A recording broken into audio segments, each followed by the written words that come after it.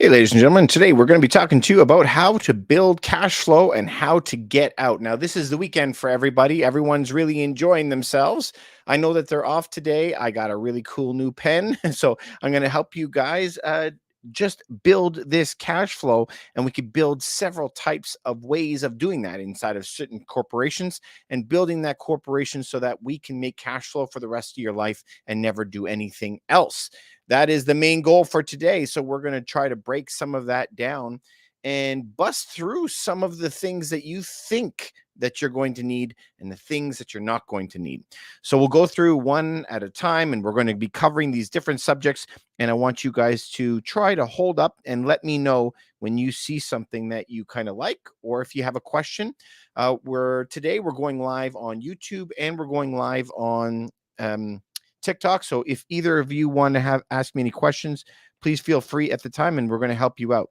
So this is what we're going to want at first is we're going to want to have a holding company. And in addition, you're going to want it to own an operating company. So if you have an operating company in whatever business that you're in, your goal here is to make operating company and kick the operating income up to a holding company. Remember that the holding companies can live forever, whereas people can't live forever. Inside this holding company is where you're going to start putting your properties and leaving the properties in there. These properties inside your holding company, might make $100 or $200 of cash flow. Now, this property here, actually, let's just start with one property. We'll make it easy on you guys, okay? So just let's say that you have one property there that has $100. That $100 property, this one is not going to be making a ton of money for you, right? How excited are you to make $100? But this is where you get paid on many different ways. A property doesn't pay you with cash flow. This is measly nothing burger, okay, to people. People don't care about cash flow. And the evidence of that is in all the properties that you buy in Southern Ontario, for example, or New York, California. These guys are negative money on those properties. So why would they do that? And because the big money comes later. Where do you make the big money? We're going to always make our money through appreciation. So you guys know what that means is that the property is going to go up in value.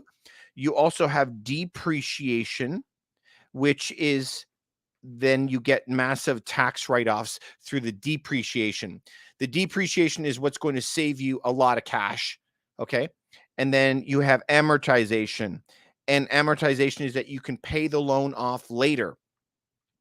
These three powers are massive, but this one here with the depreciation is why the majority of people are buying. Now, I understand that if you are going to be building your portfolio in the beginning, what do you care about?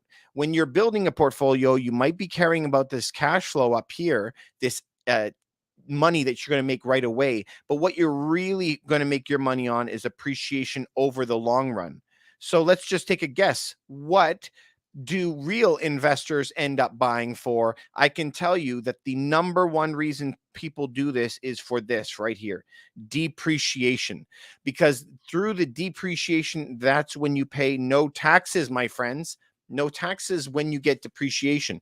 So, of course, you want to make the most money in the beginning, and everybody's mindset is, how do I get immediately into making cash and taking it and spending it every month? Whereas the first thing that you should be doing is, how do I keep the money inside of this holding company here? You want to make sure this holding company is holding on to it for dear life, okay? Because if you do that, if you can do that, this holding company is the baller, okay? This is what you want, because now once the money stays in here and lives in here and never leaves the holding company, then you don't have to pay taxes anymore. That's the genius part. And this is what we always want, is 0% tax. 0%. That's what we want. Now you're going to get that through this magic of depreciation. Now, what is the depreciation? Now, it really depends where you live. Okay. So in the United States or in Canada, we're going to take off all this stuff here. If you are in the United States or Canada, it's obviously very, very different, right? But in the United States, it's 27.5 years. And in Canada, it's approximately 40 years. Okay, so what are the differences between the depreciation? How does that work? What does this mean? What do these numbers mean? 27 and a half and 40 years. This could be kind of complicated for some people. So let's break it down. Let's just say that you had a $100,000 property here. Okay. I'm going to put $100,000 at the top and I'm going to write US so that we know what country that is in. They would take the $100,000 and divide this by 27.5. Now, I don't know what that would work out to be. What is that? Like 20, 2750? Is that right? 2,750 a year? I think that's what it would be. So if that's the case, we would get $2,750 a year write-off. And now, why would the government do that to us? The government is willing to do that because they know that houses don't last forever. They know that this $100,000 house is going to have to be rebuilt or have repairs done to this. So they're going to give you tax credits. So when you buy the house, maybe you've done no work to it, and in the first year, they're going to give you $2,700 off, $2,750 every year for the next whatever years, for 27 and a half or whatever the number is. Maybe my math is off. Just can somebody do that for me? 2750, 100,000 divided by this, whatever the number is. That's what you would get off per year. Okay. Now, in Canada, we work in a completely different way. Let's say that you had $100,000 Canadian. It's about 4% per year. So what would the very first year be? The first year would be a $4,000 credit in your very first year. So if you owe $4,000 in taxes, you can now use this as a write-off. You know what I mean? If you owe taxes, this comes a write-off off of your total income. It's not. So this is a write-off. It's not a tax credit, like dollar for dollar credit. So you're going to get to write this off every single year. But here comes the Canadian difference. It's a little bit different. So let's just imagine this is year one, this $100,000 and $4,000 business. Okay. What would you be left with after year one? Well, when we move into year two, obviously there'd be $96,000 left. Right? We had 100,000 to begin with. We removed the $4,000 and we had $96,000 left. It would be 4% of this for year two. And then whatever the remainder is, it'd be 4% again. 100,000 times, it would be divided by 2.75. What is 2.75%? Hey, Jed, how are you? Thanks, buddy. It's as late for you, man. You guys got to be sleeping. Okay, so this is how Canada works. It's very different than how the United States works. Okay, so let's go on to. We have a really, really good question here about recapture. So let's get on to recapture. Does anybody know what recapture is? Recapture. I see a comment coming through on TikTok, but if you're on YouTube and you have any questions, you can come to us as well. But when it comes to recapture, this means if you get those tax credits or tax write-offs right away, you have to pay that back later. Okay. So this comes to an important question. When do you have to pay the recapture back? It has to be paid back on the sale. So if you have a great deal and it's paying you money all the time, why would you ever want to sell it? That's my question. Why would you ever want to sell it? So most of the answers come back that they're going to sell it because of what? Because they want to sell it. They want to get the money out. Okay, that means it wasn't a great deal. Or they want to sell it to hand it off to their kids. Something's going to happen in there. So if that happens where you're going to hand it off to your kids, I understand if it's in your own personal name, you have to sell it and then hand it off to your kids if you ever passed away. But that's why in the beginning, I always said that these homes should never be inside of your personal name. They should be inside of a company. Companies live forever. So also, I want you to think bigger. When you start thinking of recapture, this is for Woo TV. Whenever you start thinking about recapture, you're thinking too small. Your idea should be, how do I get bigger? How do I keep growing? How do I make my business 5 times bigger? That's what you should be thinking about, because recapture is thinking about a sale. Now think about it this way. If you are going to be moving into another company, let's say these companies, have you ever heard of the company BlackRock? BlackRock just bought 10,000 properties, and they're going to be adding 10,000. They just opened a company in Toronto to buy a bunch of homes. So BlackRock buys 10,000 homes at a time. They're buying it for depreciation.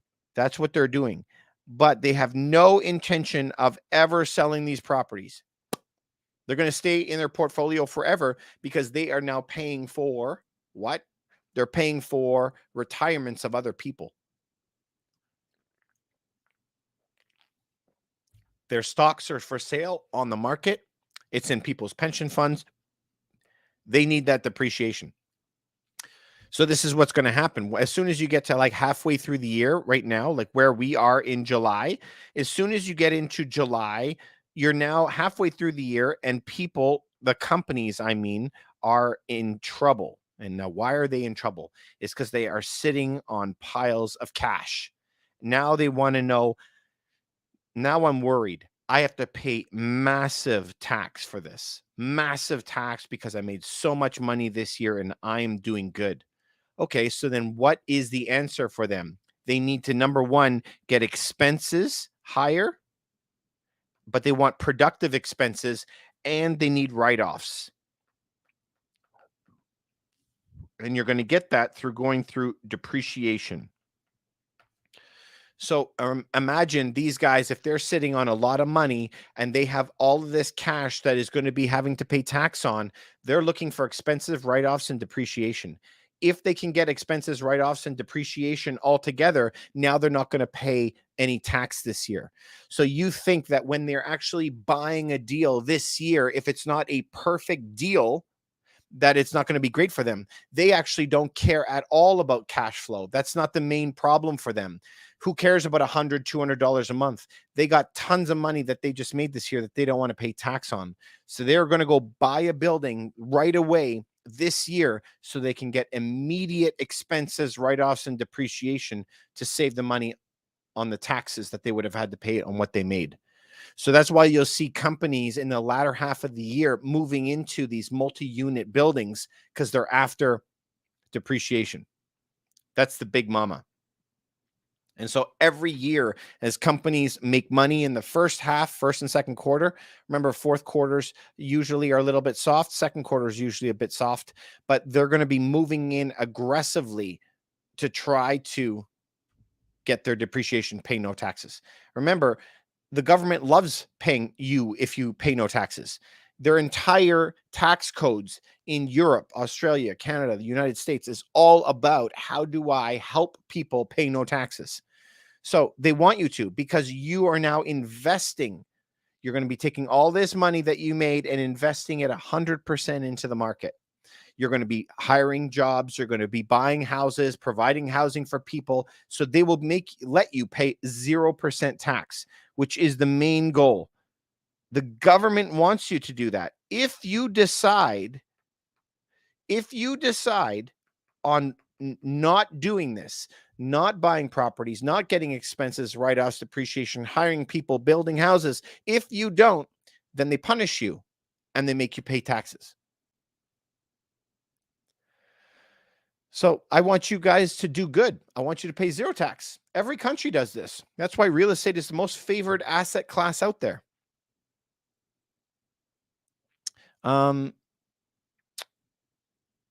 Ciao. From where? STAI. Sorry, man. I don't know where that is. It looks like an Italian flag. Can I ask, there's a user with a weird number, 908, long user. It says, this is disturbing. What is disturbing? The fact that you can pay zero tax? Is that what's disturbing? Anyway, you guys, I read a lot of books. So I went to online, and you can get the entire tax code from the United States, the entire tax code from Canada. You could read through them. There's only one page that has how much tax you pay. And then there's hundreds of pages in the US, thousands of pages of tax write-offs.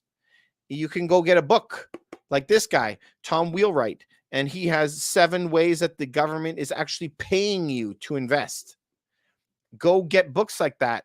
I didn't make this stuff up. I just learned it from reading books and reading the tax code. Anybody that wants can get away without paying any taxes. So try out a book like this.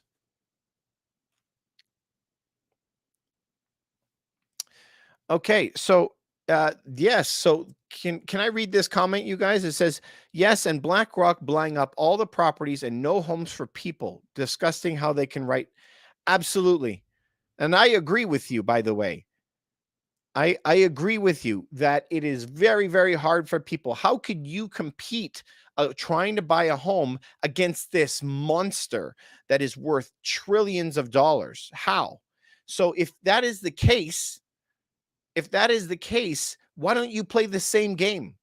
Because the benefits that BlackRock has, we live in this great place where you can have the same benefits, the exact same benefits as BlackRock, the same benefits as Donald Trump, as everybody else. If you want to pay 0% tax, you can do the same thing and just read books. This book was Tom Wheelwright. This is the accountant for Rich Dad, Poor Dad. And he shows you different ways that the government will pay you to invest. But, this book isn't his best book, I wouldn't say. But you know what? I would suggest that everybody start reading more books. I think it's a great idea.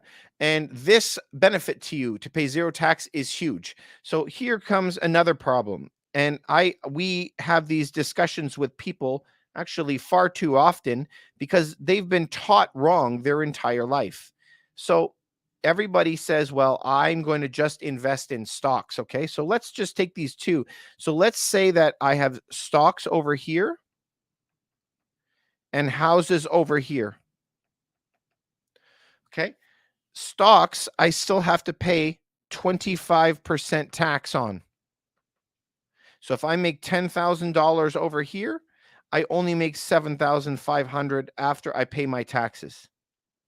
If in a house I make $10,000 over here, I can make it so that I pay 0% tax.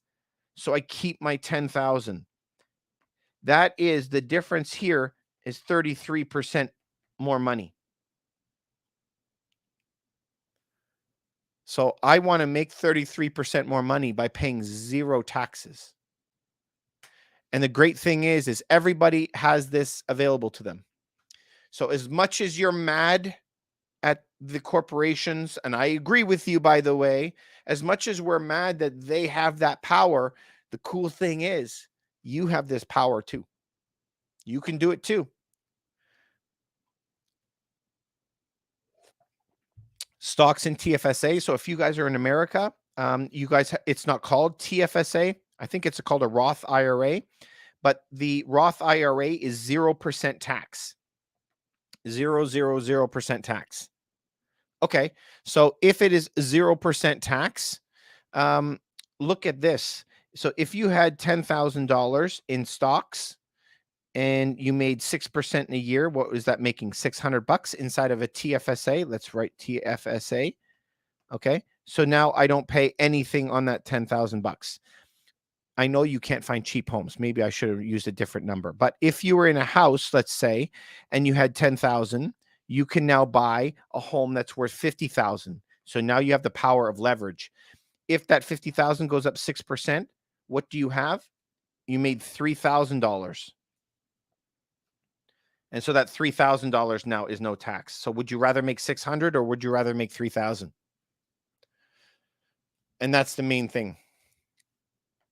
Hey, Tony. Yeah, we know the market's crashing, man. The market is brutal. Market is crashing everywhere except where I buy my properties. I'm still making money on my homes.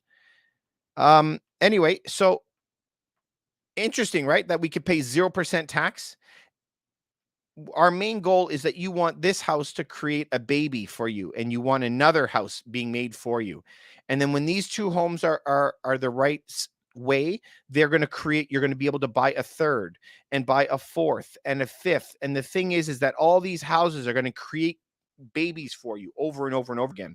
Remember, the idea here is that you are going to be taking this and you're going to be building this brick wall around these homes inside of a holding company. and then all money that these companies are generating, imagine that all the money is just staying in here and staying in this circle. As these properties make money, all you're going to be doing is buying another property, and you're keeping it running inside the same company as it's growing. That's the main goal, is to keep it 100% in there. You're never bleeding cash off.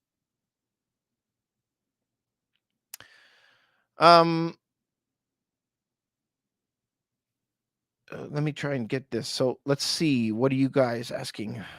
Got lots of questions coming in, you guys. Tony, rent market in the GTA. Rent market in the GTA is going up like crazy. I mean, what is it over year? I think 24% in some neighborhoods. Rent is going bananas. And why is it going bananas? Because all new buyers cannot qualify to buy a home now. But all the damage that has been done on the prices of homes has only fallen because new buyers cannot buy in. Nothing has happened about the people who have gone on foreclosure or anything like that. Foreclosures aren't happening.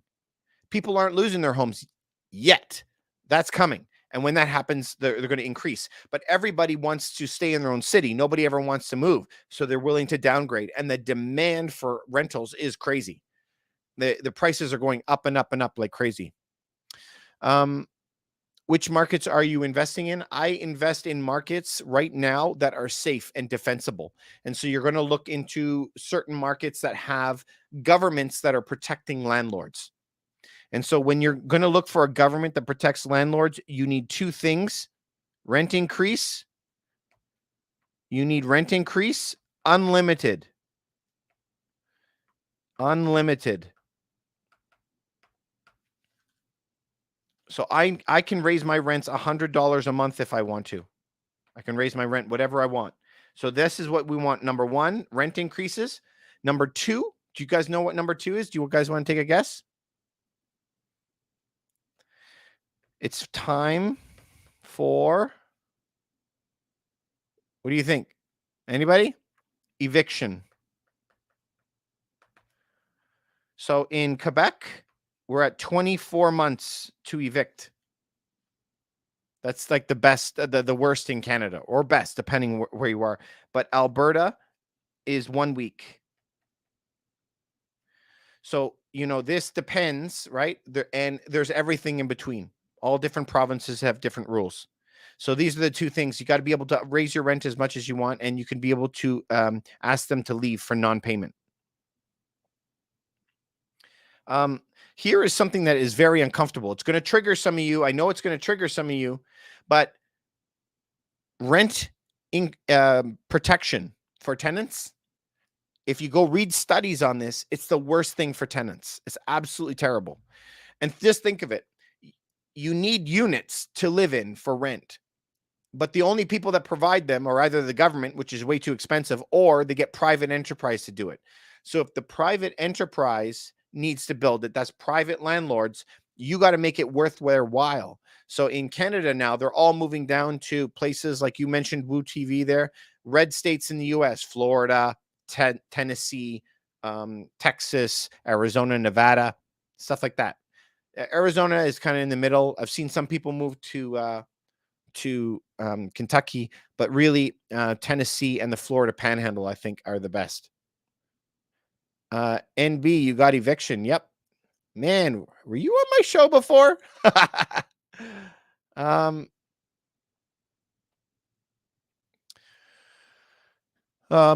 Tony, you said that rent for Toronto people, multiple offers and bidding wars on rent. Absolutely. That's happening all over the place. All the time. It's a little bit funny because it has been that way for, oh boy, 2015. Since 2015 or something, the bidding wars are crazy. So we only had that 1 year of reprieve in 2020, mid 2020 to mid 2021. That area, there was nothing renting, obviously, but it has picked up like crazy since last fall, like on fire. Properties are getting like 4 or 5 offers. You have to bid $100,000 over. NB, so LTB, Landlord and Tenant Board of Ontario, is horrible. Well, they try, but remember, they can only back up. This is the landlord and tenant board. Now, depending on where you go, right, they're going to have landlord and tenant boards, but these boards are going to lean on the direction of the government. So you have to be studying what the government is asking for in that country or that province or that state or whatever, your local government where you plan to build. You should be studying who is in power and who is going to be in power. So for me, the homes that I buy, I'm going to always be studying the type of government so that I know which way they're leaning. So if we're talking about Ontario, Ontario is only for the tenant. They don't care at all about landlords. I mean, it's kind of in their governance. You could read it. If you are on the phone with them and they find out you're a landlord, they want to hang up the phone on you. So they are here to protect tenants. Where there's other places where they don't care about the tenant as much and they only want to care about the landlord. So, there isn't very much happy middle ground in most places. It's either one or the other. It's tough. It's tough. Hey, you guys, if you like this stuff, please just give this a like. And if I provide any value to you, I do this. I'm going to be trying to do this every day. And I come on, but I'm going to be going live on YouTube as well. And I just need 1,000 viewers on my YouTube. So if you can go over same name, just go over to my YouTube channel and follow me here. If I give you any help, just do that for me. Okay. Okay, so what is your next question? How come the Bank of Canada could not see inflation coming and no major rate increases before 2023? Okay, so this is a very, very, very interesting question. And I mean, the answer is very simple, but some people refuse to know it. What is the only cause for inflation generally? So generally, there is two parts to inflation. I'm going to write this down, okay? Inflation comes in two parts. And so the first one is the demand and supply. Now, this is, what is it? It's Economics 101, demand and supply. Now, COVID happened, so there was no supply. We couldn't get any supply online. So that obviously is going to cause a problem. But what happens if you had no rain in an entire place that had bananas and now there was no bananas? Of course, bananas would have to go up in price, right? So there always is a demand and a supply thing. But this is a fraction compared to the biggest kahuna, M2. And this is money supply, the amount of dollars that are in the system. This is what causes inflation. So you could also go back and read about this in history. Go read about economists like Milton Friedman. Money supply, or the amount of money that a government prints, is the thing that causes inflation. So to say that the Bank of Canada could not see inflation coming is a story. That's like fairy tale land. That's like Elsa and Anna. What's that movie? Frozen. Okay, that does not exist. They have hundreds of economists that work for the Bank of Canada. There's thousands of economists that work for the United States. They all know that money printing creates inflation. All of them. That happened on their first day in class. So there's nobody that was under the misguided knowledge that they knew that the inflation was coming. It was coming 1,000%. Let me show you something that you're going to blow your mind, okay? I need you guys just to watch this screen for a second, and we're going to go through this, okay? This is going to teach you some cool stuff. Let's just say I have no drawing skills, okay? So let's imagine here that we have this fun little car. Can you guys give me a number? How much do you think this car is worth in dollars? In fact, we could change that. Sure. Give me a number in dollars, any amount. How much do you think this car is worth? 5, 4, 3, 2, 1. No answers. Okay, let's make it 10,000. But remember, dollars is a mistake. Oh, you said 25,000. I'm going to follow what you say, okay? So we're going to say this is 25,000, but this is the mistake that people make, is that you're calling this dollars. But what the hell does a dollar mean anyway? So let's actually break this down, and let's say that there was 12,500 of something else in $2 forms called loaves of bread. Okay. So dollars, measuring anything in dollars is the mistake. So you're saying $25,000, but I'm going to use 2,500 loaves of bread. This is the metric that I'm going to put. Okay. But let's just spread this out a little bit more. Let's just say over here, let's just say on this side, this is the value of my car and I need some money. So I go ask a friend of mine and I'm like, hey, bro, I got this car. What I'm going to do is I'm going to give you an IOU, and it's going to say, I owe you a car, my car. Okay.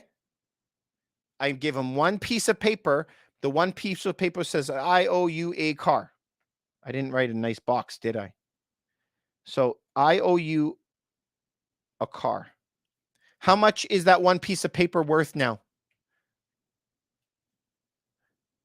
I think we have one of our Dutch friends. How much is this piece of paper worth? My car is worth $25,000. How much is this piece of paper worth? Piece of paper is worth one car, right? 25 grand. That's how much the piece of paper is. So now the government needs some money. What happens if the government just goes and invents a second piece of paper? What happens if they now have two pieces of paper and they write, I owe you a car? Now, how much is each piece of paper worth if I had to liquidate the car? If I liquidate the car, each piece of paper now is worth half of a car. So that piece of paper went from being worth $25,000 to now being only worth half that, 12 and a half. Then now if we go over and over and the government keeps printing IOUs, always I owe you a car. They print another one, I owe you a car, and they're sending this paper money to all these people. They can invent all the paper pieces of money that they want, but the car doesn't change its value here. Do you see what I mean? So as the governments print money, that is the problem, and that's called M2 money supply. So the way to figure out what a government, what a dollar is worth, what is a dollar worth? So in the government's terms, if we were going to look at a government, the government has an economy that is running. How do they normally measure the economy? Something called GDP, or gross domestic product. That is how big their engine is that's running in the economy, that's making money. So you just want to know, what is the value of this? Maybe it's $1 trillion. That is the value right there of the economy. And now you have to divide that by M2 money supply. Now you'll have the real value of what those pieces of paper that you have. So here's the thing, is the government went in the past 2 years, 2.5 years, what did they do? The government, it's out there. They created 50% more money. So if they created 50% more money, what happens to the cost of things? The cost would increase 50% on all items. Now, of course, we know that supply and demand is going to have a portion to do with that. But how much has food gone up in the past 2 years? Most would say 50%. How much has gas gone up? 100% gas. Okay. But the gas portion is a lot to do with the war, right? But even before the war, gas was up 50%. What about all your other services? What about cars? What about houses? Oh my God, houses are up 50%. So you think that the government printing 50% more money, you're shocked that homes went up 50%? Come on. Come on. Of course it went up 50%. So if you want to know the true value of a dollar, all you have to do is take the GDP and divide it by the M2 money supply. And then you're going to find out what the true value is. That's it. Also, you want to know another fun little tip?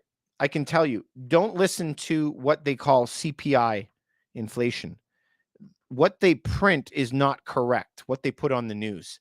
A better way to do that is just find out, like, what is the date? You can go from August 1st on the stock market.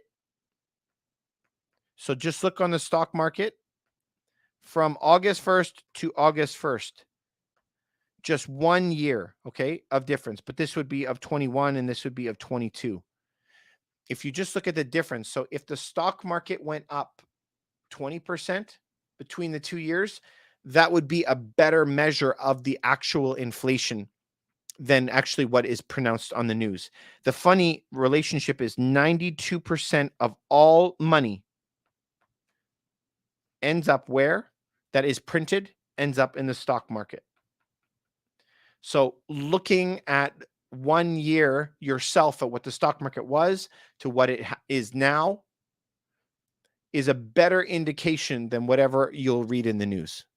So my encouragement to you is go out there and do the work. Go out there and do the work for this. You can get there, but you're reading the wrong news. I don't read the news because the news is always wrong. You got to go figure it out for yourself. And you're going to do that by like reading books and expanding your mind. I've been recommending this book for the past couple of weeks because I finished this book, Peter Zien, The End of the World is Just the Beginning. Amazing book. You guys should read that. So, if you guys want to know more ways to figure out how to do cash flow, you guys could always let me know. I'm going to get running, you guys, and getting out of here. I don't know what happened to my TV. My TV went out. But if you have any questions before I get going, can you let me know? This is like your last call. I'm going to be running. So if you have any questions when it comes to real estate, I've had a very busy day. I got to get running. Nothing. Man, I was covering some really deep stuff and you guys have no questions? I'm shocked. Okay. No problem. All right, you guys. Well, I'm going to get going. Thanks very much. I spilled water all over my computer. I'm going to get running, but thanks very much for coming by tonight. Really appreciate it. Remember, please go over to my Facebook and I'm not Facebook, YouTube, and follow me here. Thanks, you guys. Have a great night. Appreciate it.